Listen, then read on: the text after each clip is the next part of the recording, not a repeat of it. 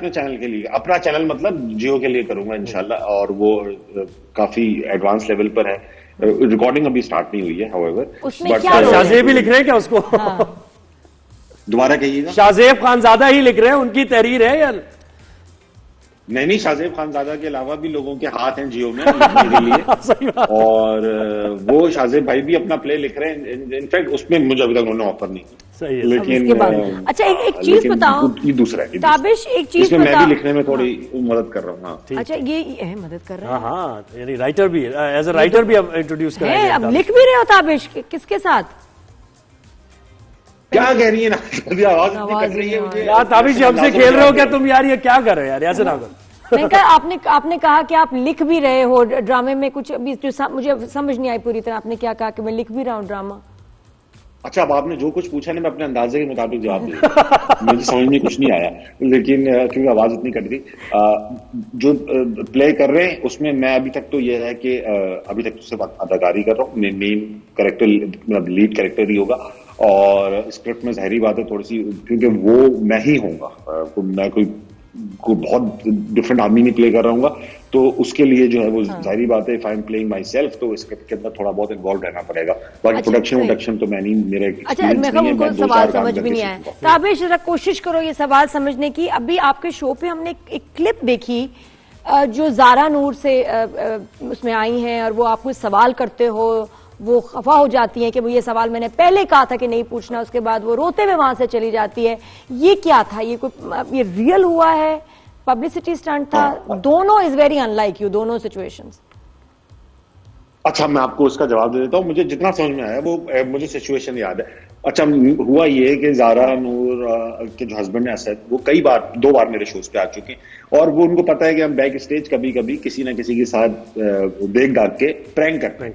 अच्छा, prank behind the scene हम करते हैं, और वो रिकॉर्ड नहीं करते, वो सिर्फ अपने मजे के लिए कैरेक्टर को, वो आर्टिस्ट को या गेस्ट को थोड़ा सा कंफर्टेबल करने के लिए कि देखो हंसी मजाक का माहौल है ताकि स्टेज पर जरा इजी हो जाए सब, वो करते हैं। अच्छा, ज़ारा को ये बात पता थी कि हम प्रैंक करते हैं, she was under this impression कि मैं आऊंगी तो मेरे साथ कोई बैक स्टेज प्रैंक जरूर होगा, तो वो बिल्कुल ही एकदम वो थी कि रेडी थी प्रैंक के लिए, कुछ भी हो सकता है। अच्छा, उस दिन हम इत्तेफाक की बात ये प्रैंक नहीं कर रहे थे हम, क्योंकि बैक टू बैक शोज थे, टाइम ही नहीं था प्रैंक करने का। तो ज़ारा ने मेरी टीम से बैक स्टेज ही डिसाइड कर लिया था कि वो मेरे साथ प्रैंक कर देंगे उल्टा।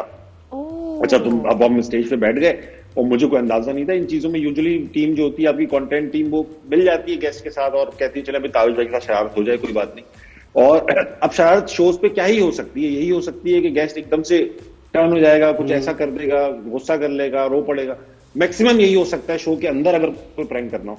तो उन्होंने जो था वो ये सोचा कि मैं किसी भी सवाल पे, और ज़ारा ने बड़ी अच्छी एक्टिंग करी, तो मैं भी फिसल गया कि शायद यही हुआ है कि इनके साथ कुछ हुआ होगा, और मुझे बिल्कुल पता नहीं था कि हनी सिंह के साथ कुछ हुआ है कि नहीं हुआ।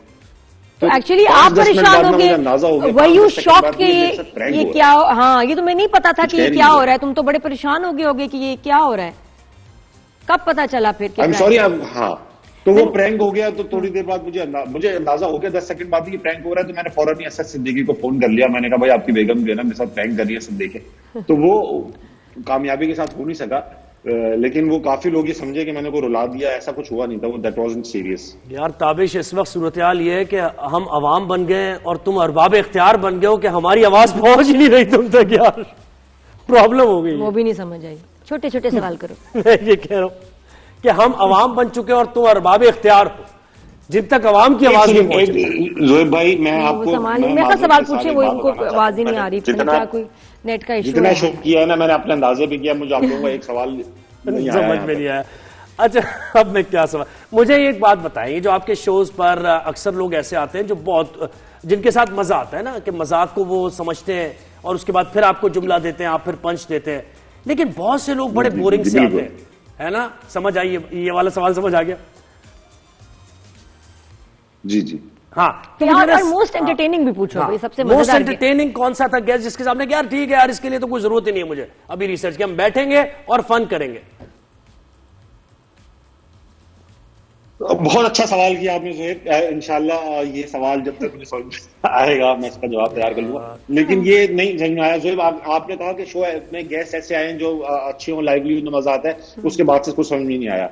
जी जी, नहीं सही समझ गए आप। कौन फेवरेट गेस्ट और most boring guest?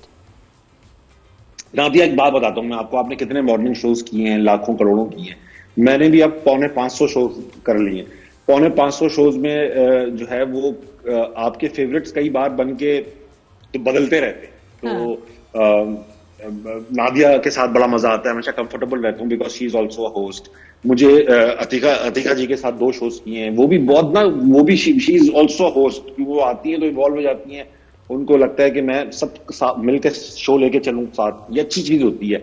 Anybody who is doing that, anybody who wants कि यार ये जो जिस शो में मैं बैठा हूं, चाहे वो मेरा हो ना हो, किसी और का हो, अच्छा हो, तो जो भी इस नियत के साथ आता है ना, वो मेरे सारे फेवरेट हैं। और इस तरह के कई लोग आए, मेजोरिटी तो नहीं कहूंगा इस तरह की, लेकिन कई लोग आए हैं। और ये यंगस्टर्स जो आते हैं, जो यंगस्टर्स आते हैं, हुमायूं सईद, अदनान सिद्दीकी, फैसल कुरैशी, जब ये यंगस्टर्स आते हैं तो ये यंगस्टर्स जब आते हैं, ये शो अच्छा करके जाते हैं और इनको कोई ये टेंशन नहीं होती कि फलां ये बोल दूंगा तो ये हो जाएगा, फलां ये, they have been there forever, तो उनको ये टेंशन ही नहीं होती।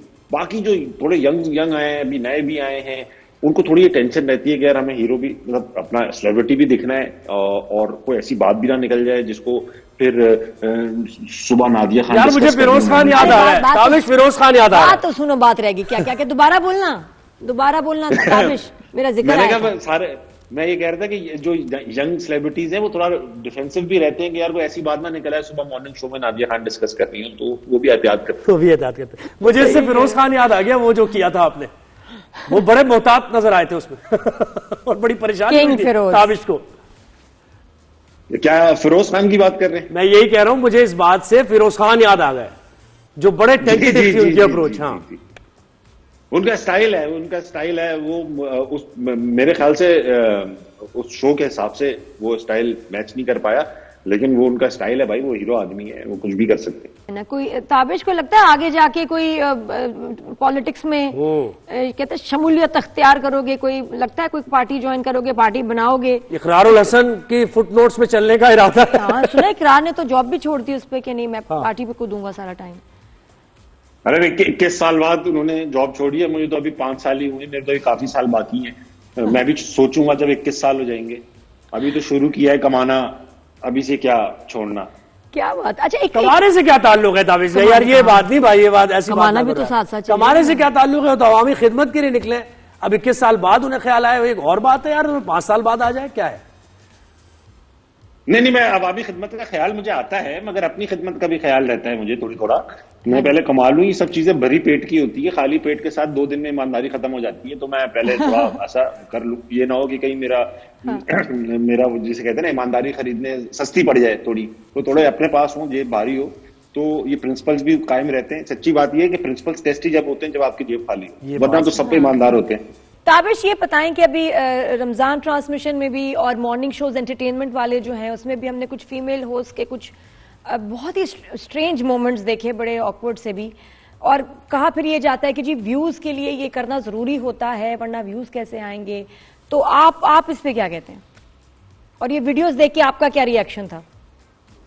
मैंने देखे वीडियोस देखकर तो ऑनेस्टली स्पीकिंग कभी कभी क्रिंज फील आती है, कभी एंजॉय करते हैं, कभी वो मीम लगती है, मगर कुछ चीजें ऐसी लगी जो काफी डेस्परेशन शो कर रही थी। मतलब अगर कंटेंट निकालना ही है ना दिया, तो देयर आर मल्टीपल वेज। आप गेम सेगमेंट्स बना लें, ऐसे गेम्स बना लें जिसमें आपको पता हो कि यार कुछ जो जवाब देगा गैस वो फनी ही निकल आएंगे, क्योंकि सवाल ही ऐसा पूछा गया।